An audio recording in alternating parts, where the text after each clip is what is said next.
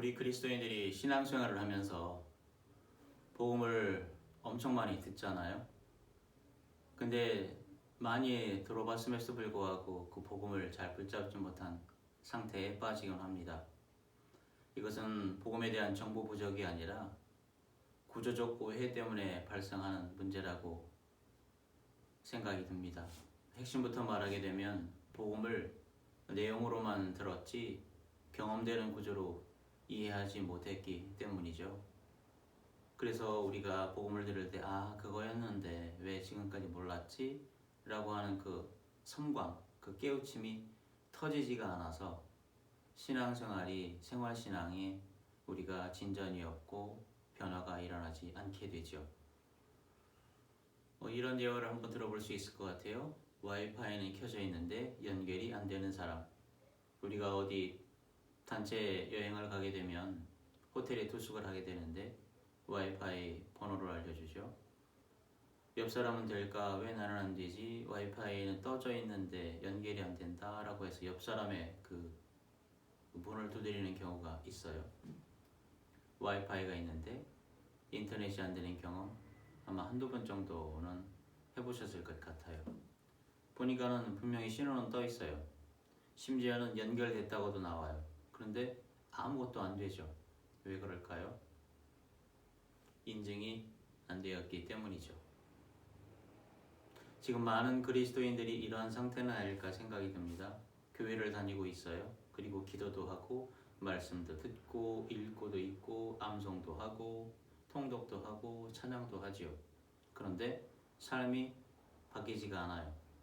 왜 그럴까요? 복음이 연결되어 있지 않아서 그런 상황이 발생되는 건 아닐까 싶어요.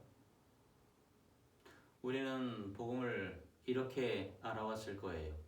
그런데 복음을 들어도 싱숭생숭 맹숭맹숭하는 그러한 삶을 살아가고 있죠. 예수 그리스도께서 십자가에 죽으셨습니다. 그래서 우리는 죄를 용서받았습니다. 그러니 믿으면 구원을 받습니다. 믿으십시오. 틀린 말이 하나도 없어요. 그런데 이건 마치 와이파이 설명서인 것 같아요. 연결이 되어 있지 않은 거죠. 알고는 있는데 연결이 되어 있지 않아요. 그래서 복음은 정보가 아니라 연결이라고 하는 걸 기억하는 우리가 되기를 원합니다. 그렇다고 하게 되면 목사님, 복음이란 무엇입니까? 하나님과 끊어진 연결이 예수 그리스도로 다시 이어지는 사건이죠. 여러분은 하나님을 알고 계십니까? 아니면 하나님과 연결되어 있습니까? 실제 어떤 차이가 있냐면 연결되지 않은 신앙은 어떤 거예요? 기도는 요청이 돼버려요.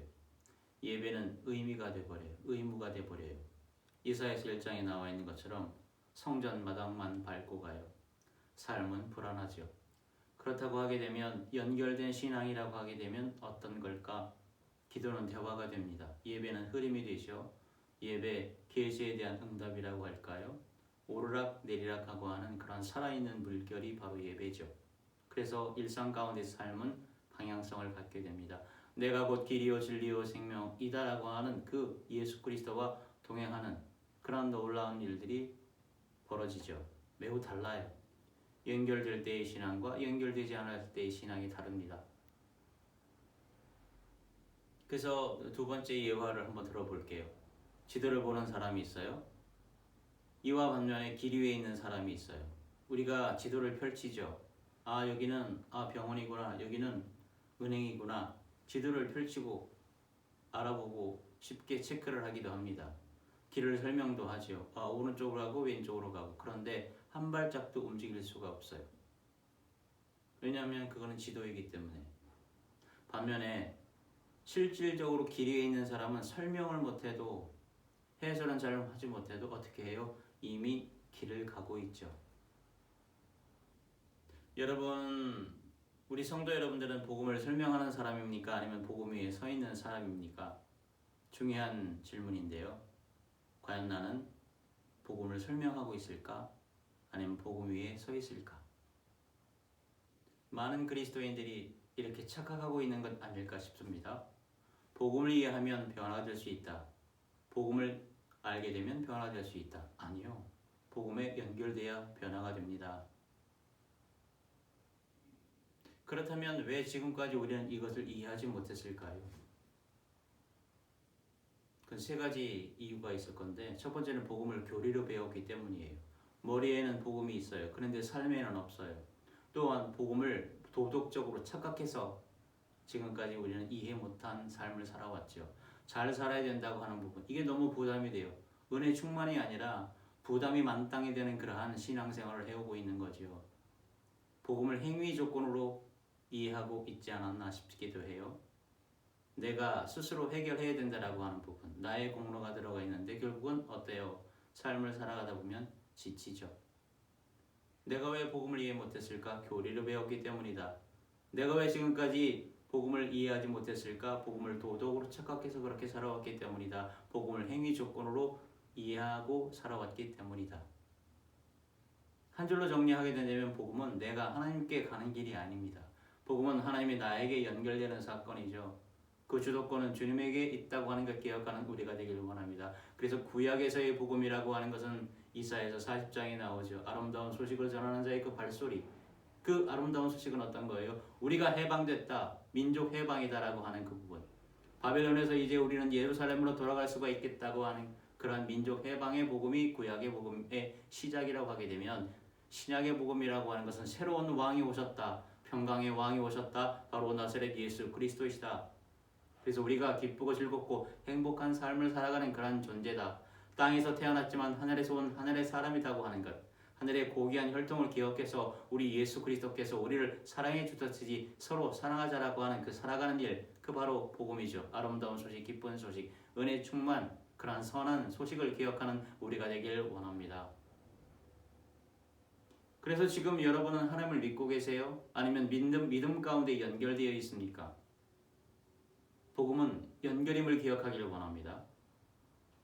자, 그런데 이 대목에서 이런 질문을 하실 수가 있을 것 같아요. 이런 질문을 하셔야 되지요. 목사님, 그럼 우리가 복음과 연결됐다고 하는 것을 어떻게 알 수 있습니까? 이 질문에 대해서 피상적으로 답을 하게 되면 매우 공허하게 되지요. 느낌이라고 얘기하게 되면 신뢰를 잃을 것 같아요. 행동해야 한다고 얘기하면 율법으로 돌아갈 것 같아요. 자기 공로라고 하는 율법. 정확하게 말하면 복음과 연결됐다고 하는 것은 그 단일 증거가 아니에요. 복합적이죠. 복합적인 징후로 확인해 볼 수가 있습니다. 하나의 감정이 아니라, 하나의 행위가 아니라 우리의 내면 가운데서 하나님과 관계를 맺고 우리 일상의 방향이 새로워지는 것을 그 동시에 있는 것, 내면과 관계와 방향이라고 하는 이 세 가지 요소가 동시적으로 나타날 때 우리는 복음과 연결됐다고 말할 수 있을 것입니다. 그래서 오늘 그 방법을 알아보려고 합니다. 먼저 기준을 바로 잡아야 하겠죠. 많은 사람들이 이렇게 물을 수가 있습니다. 하나님과 연결되면 뭔가 느껴져야 하지 않나요? 아니요. 우리는 감각 이전에 우리가 갖고 있는 감각이 몇 가지? 오감이라고 얘기하죠. 시청촉 후미. 보고, 듣고, 만져보고, 냄새 맡고, 맛보고라고 하는 이 5가지 이전에 관계 구조가 있음을 기억하는 일이죠. 한번 전기를 생각해 볼게요. 전기가 흐르고 있는지 확인할 때에 우리가 전기선을 만지는 건 아니죠. 작동 여부를 보는 것처럼 복음도 작동으로 확인해 볼 수 있다고 하는 것 잊지 않는 우리가 되길 원합니다. 자, 그러면 우리가 오늘 메시지를 통해서 알아야 할 그 적용점이 있어요. 바로 연결된다고 하는 3가지 핵심 징후를 살펴보는 일이죠.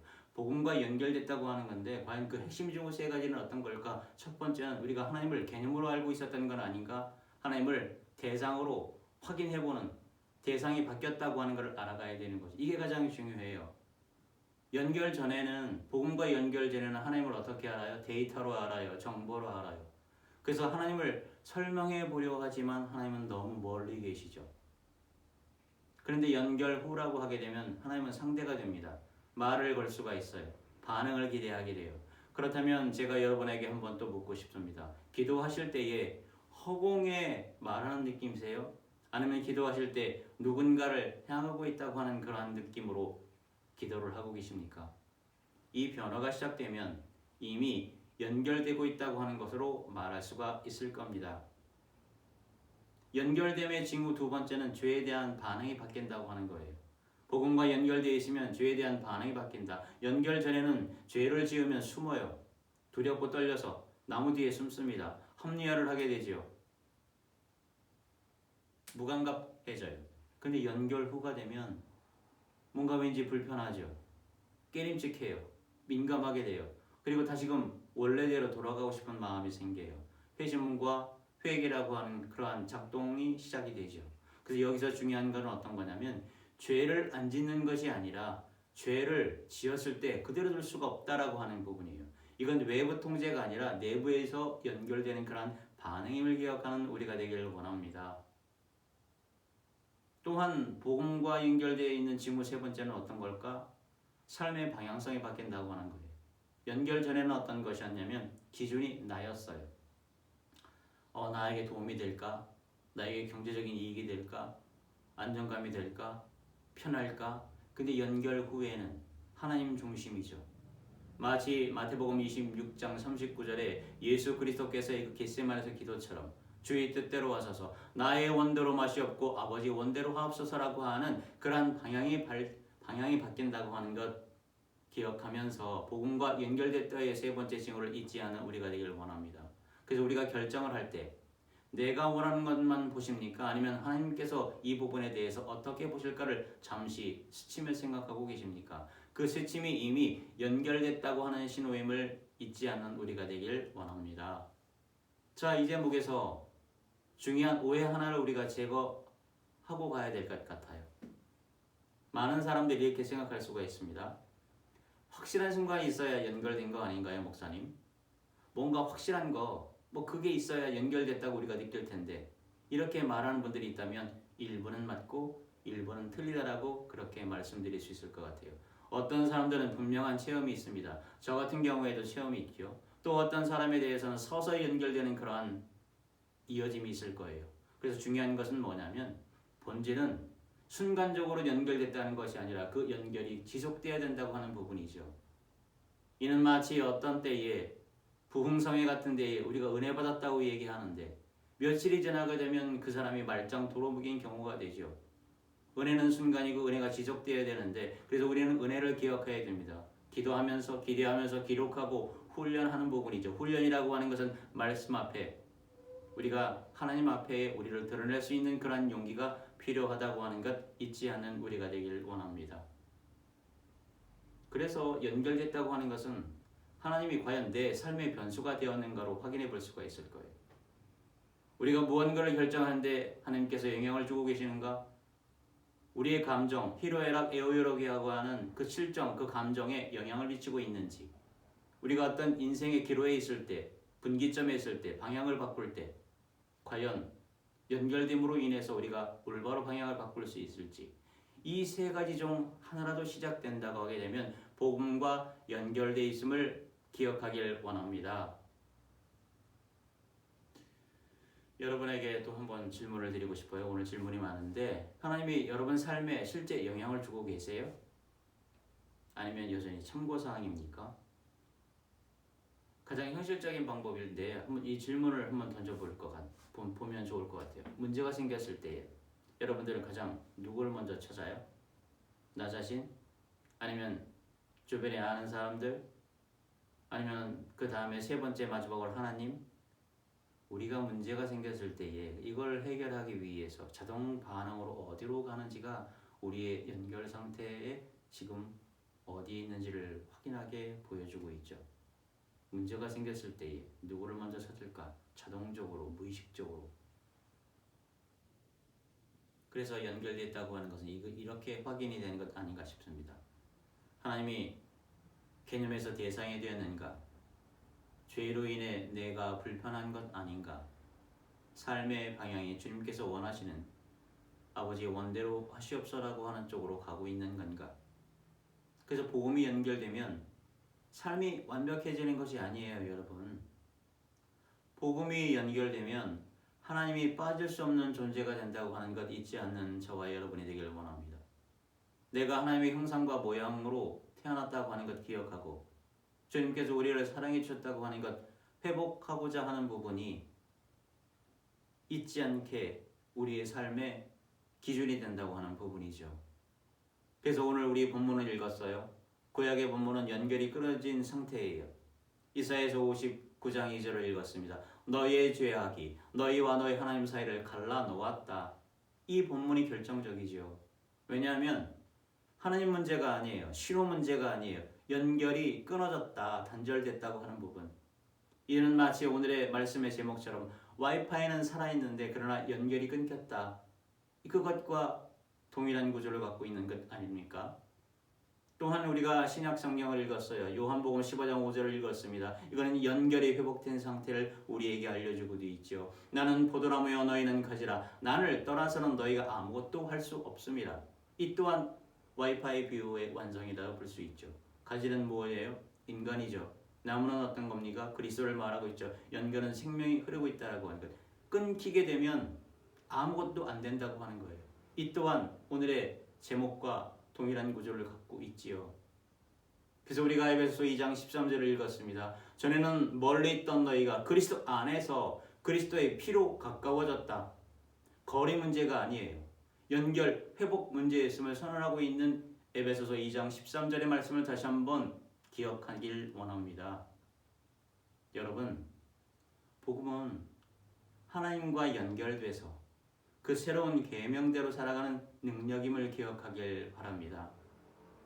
이 시대의 AI 시대의 전쟁의 시대에 하나님은 어디 계신가? 하나님의 부재가 아니라 연결이 안 되어 있었음을 다시 한번 기억하고 주의 이름을 불러 새롭게 만드는 은총이 저와 여러분의 있기를 주님의 이름으로 축복을 드립니다. 기도하겠습니다. 주님, 복음을 설명하기보다 주님의 은혜로 주님을 만나서 연결되고 관계를 맺고 새로워지고 우리의 일상 가운데서 문제가 생겼을 때 위 것을 찾고 하나님께서 우리 각자에게 말씀하시는 것을 귀담아 듣고 우리 각자 주님께서 바라시는 그 십자가를 지고 담담하고 당당하게 이 세상 헤쳐나갈 수 있도록 은총 내려 주시옵소서. 이 모든 말씀 주 예수 그리스도의 이름으로 기도 올리옵나이다.